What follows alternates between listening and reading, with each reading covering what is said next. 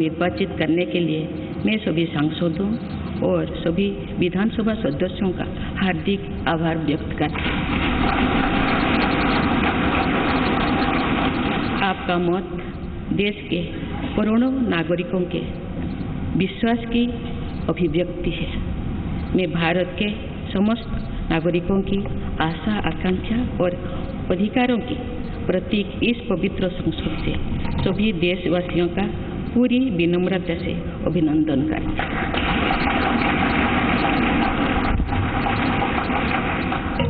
आपकी आत्मीयता, आपका विश्वास और आपका सहयोग मेरे लिए इस नए दायित्व का निभाने में मेरी बहुत बड़ी ताकत रही। मुझे राष्ट्रपति के रूप में देश ने एक ऐसे महत्वपूर्ण कालखंड में चुना है जो हम अपनी आज़ादी का अमृत महोत्सव मना रहे हैं।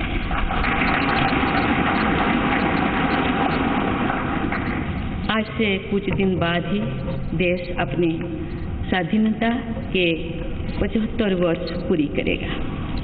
ये भी एक संयोग है कि जब देश अपनी आज़ादी के 50वें वर्ष का पर्व मना रहा था तभी मेरे राजनीतिक जीवन की शुरुआत हुई थी। और आज आज़ादी के 75वें वर्ष में मुझे ये नया दायित्व मिला है।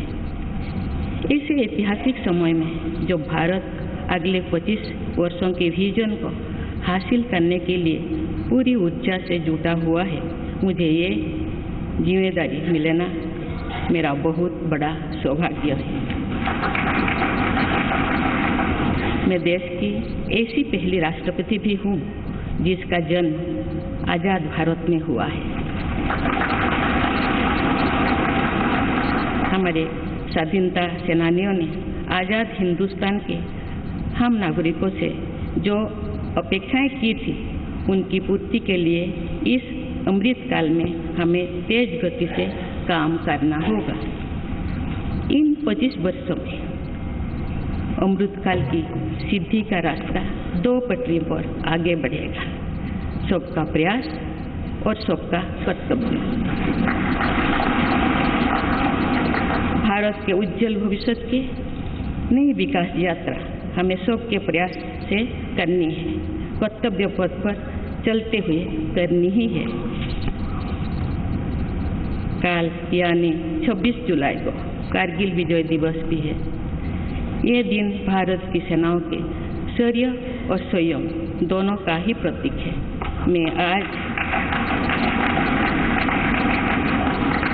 मैं आज देश की सेनाओं को तथा देश के समस्त नागरिकों को कारगिल विजय दिवस की अग्रिम शुभकामनाएं देती हूँ। देवियों और स्वजनों, मैंने अपनी जीवन यात्रा पूर्वी भारत में ओडिशा के एक छोटे से आदिवासी गांव से शुरू की थी। मैं जिस पृष्ठभूमि से आती हूँ वहाँ मेरे लिए प्रारंभिक शिक्षा प्राप्त करना भी एक सपने जैसा ही था, लेकिन अनेक बाधाओं के बावजूद मेरा संकल्प दृढ़ रहा और मैं कॉलेज जाने वाली अपने गांव की पहली बेटी थी।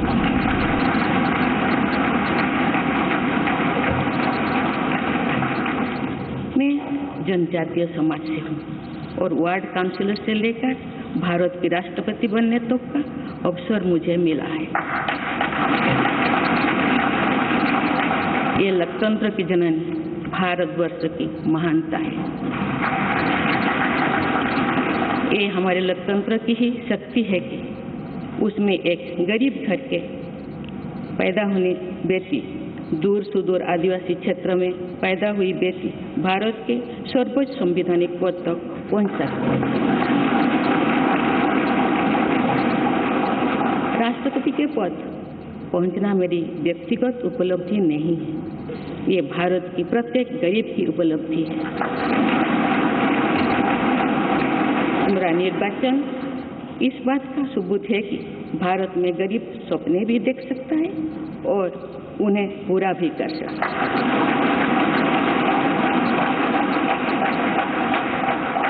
और ये मेरे लिए बहुत संतोष की बात है कि जो सदियों से वंचित रहे जो जीवन विकास के लाभ से दूर रहे, वे गरीब, दलित, पिछड़े तथा आदिवासी मुझे ये अपना प्रतिबिंब देख सकते हैं। मेरे इस निर्वाचन में देश के गरीब का आशीर्वाद शामिल है। देश की करोड़ों महिलाओं और बेटियों के सपनों और सामर्थ्य की झलक है। मेरे इस निर्वाचन में पुराने लीक से हटकर नए रास्ते पर चलने वाले भारत के आज के युवाओं का साहस भी शामिल है। ऐसे प्रगतिशील भारत का नेतृत्व करते हुए आज मैं खुद को गौरवान्वित महसूस कर रही हूँ। मैं आज समस्त देशवासियों को, विशेषकर भारत के युवाओं को तथा भारत की महिलाओं को ये विश्वास दिलाती हूँ कि इस पद पर कार्य करते हुए मेरे लिए उनके हित सर्वोपरि होंगे। देवियों और स्वजनों, मेरे सामने भारत के राष्ट्रपति पद की ऐसी महान विरासत है जिसने विश्व में भारतीय लोकतंत्र की प्रतिष्ठा का निरंतर मजबूत किया है। देश के प्रथम राष्ट्रपति डॉक्टर राजेंद्र प्रसाद से लेकर श्री रामनाथ कोविंद जी तक अनेक विभूतियों ने इस पद को सुशोभित किया है। इस पद के साथ साथ देश ने इस महान परंपरा के प्रतिनिधित्व का दायित्व भी मुझे सौंपा है। संविधान के आलोक में मैं पूरी निष्ठा से अपने कर्तव्यों का निर्वहन करूंगी। मेरे लिए भारत के लोकतांत्रिक सांस्कृतिक आदर्श और सभी देशवासी हमेशा मेरे ऊर्जा के स्रोत रहेंगे। देवियों और स्वजनों, हमारे संवैधानिक संग्राम में, स्वाधीनता संग्राम में एक राष्ट्र के तौर पर भारत की नई यात्रा की रूपरेखा तैयार की है। हमारा स्वाधीनता संग्राम उन संघर्षों और बलिदानों की अविरल धारा है जिसने आजाद भारत के लिए कितनी ही आदर्शों और संभावनाओं की सिंचा था। पूज्य बापू ने हमें स्वराज, स्वदेशी, स्वच्छता और सत्याग्रह द्वारा भारत के सांस्कृतिक आदर्शों की स्थापना का मार्ग दिखाया था। नेताजी सुभाष चंद्र बोस, नेहरू जी, सरदार पटेल, बाबा साहेब अम्बेडकर, भगत सिंह, सुखदेव, राजगुरु, चंद्रशेखर आजाद जैसे अनगिनत स्वाधीनता सेनानियों ने हमें राष्ट्र के स्वाभिमान को सर्वोपरि रखने की शिक्षा दी थी। रानी लक्ष्मीबाई, रानी वेलु नाचियार, रानी गाइदिन्लु और रानी चेन्निमा जैसी अनेकों वीरांगनाओं ने राष्ट्र इच्छा और राष्ट्र निर्माण में नारी शक्ति की भूमिका को नई ऊर्जा दी है। संथाल क्रांति, पाइक क्रांति से लेकर कोल क्रांति और भील क्रांति ने स्वतंत्रता संग्राम में आदिवासी योगदान को और सशक्त किया। सामाजिक उत्थान एवं देश प्रेम के लिए धरती आबा भगवान बिरसा मुंडा जी के बलिदान से हमें प्रेरणा मिली थी। मुझे खुशी है कि आज़ादी की लड़ाई में जनजातीय समुदाय के योगदान को समर्पित अनेक म्यूजियम देश भर में बनवाया जा रहा है। देवियों और स्वजनों, एक संसदीय लोकतंत्र के रूप में 75 वर्ष में भारत ने प्रगति के संकल्प को सहभागिता एवं सर्वसम्मति से आगे बढ़ाया है। विविधताओं से भरे अपने देश में हम अनेक भाषा, धर्म, संप्रदाय, खान पान, रहन सहन, रीति रिवाजों का अपनाते हुए एक भारत श्रेष्ठ भारत के निर्माण में सक्रिय है।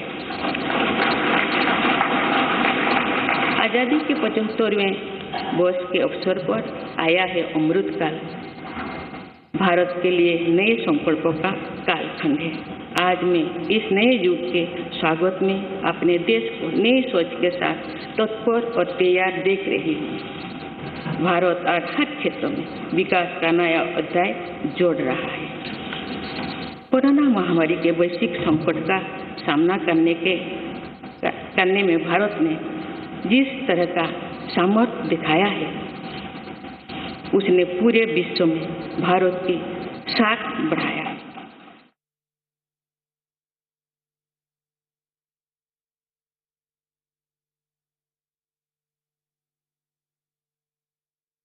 चुनौती का सामना किया, बल्कि दुनिया के सामने नए मापदंड भी स्थापित किए।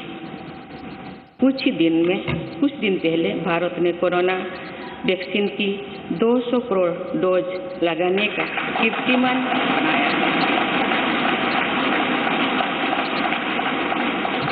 इस पूरी लड़ाई में भारत के लोगों ने जिस संयम, साहस और सहयोग का परिचय दिया, वो एक समाज के रूप में हमारी बढ़ती हुई शक्ति और संवेदनशीलता का प्रतीक है।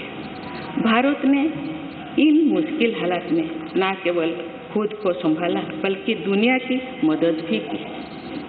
कोरोना महामारी से बने माहौल में आज दुनिया भारत को नए विश्वास से देख रही है।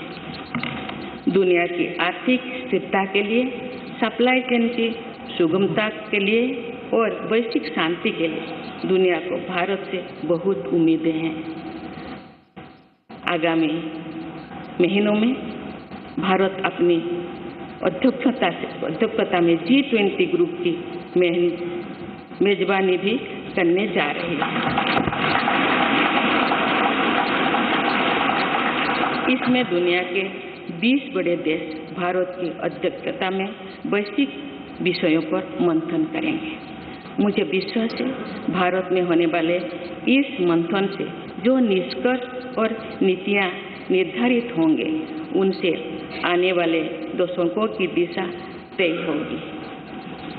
देवियों और स्वजनों, दशकों पहले मुझे रायरंगपुर में श्री अरबिंदो इंटीग्रल स्कूल में शिक्षक के रूप में कार्य करने का अवसर मिला था। कुछ ही दिनों के बाद श्री अरबिंदो जी की 150वीं जन्म जयंती मनाई जाएगी। शिक्षा के बारे में श्री अरबिंदो के विचारों ने मुझे निरंतर प्रेरित किया है। जन प्रतिनिधि के रूप में विभिन्न पदों पर कार्य करते हुए और फिर राज्यपाल के रूप में भी मेरा शिक्षण संस्थानों के साथ सक्रिय जुड़ाव रहा है। मैंने देश के युवाओं के उत्साह और आत्मबल को करीब से देखा है। हम सभी के श्रद्धेय अटल जी कहा करते थे कि देश के युवा जब आगे बढ़ते हैं तो वे सिर्फ अपने ही भाग्य नहीं बनाते, बल्कि देश का भी भाग्य बनाते हैं।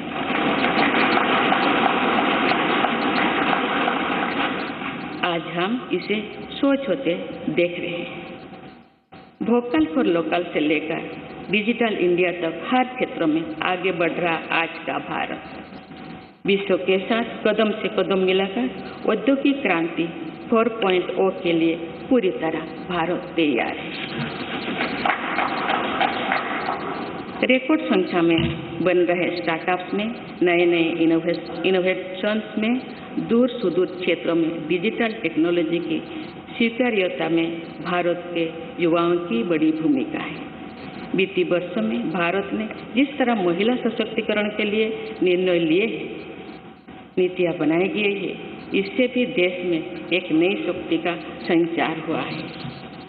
मैं चाहती हूँ कि हमारी सभी बहनें व बेटियां अधिक से अधिक सशक्त हो तथा वे देश के हर क्षेत्र में अपना योगदान बढ़ाती रहें।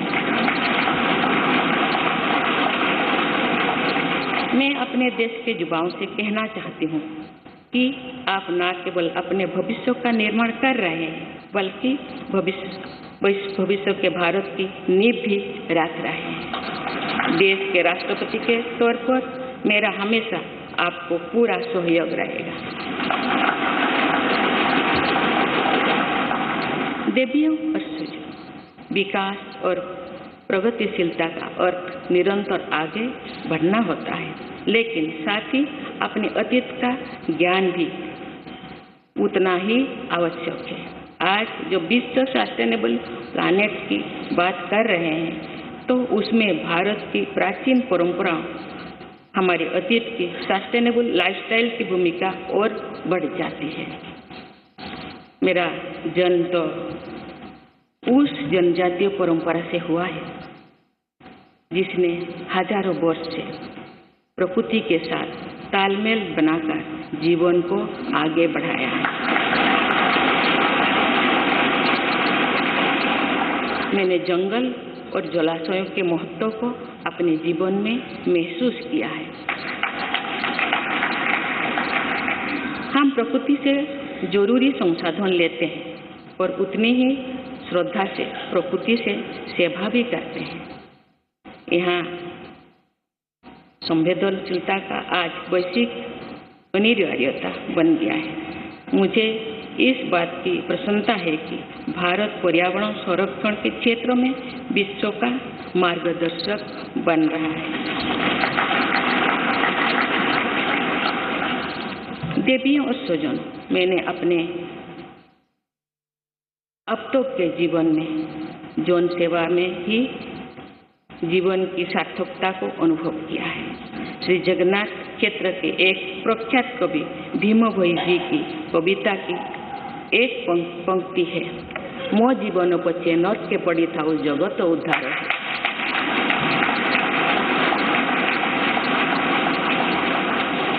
अर्थात अपने जीवन के हित और हित से बड़ा जगत कल्याण के लिए कार्य करना होता है।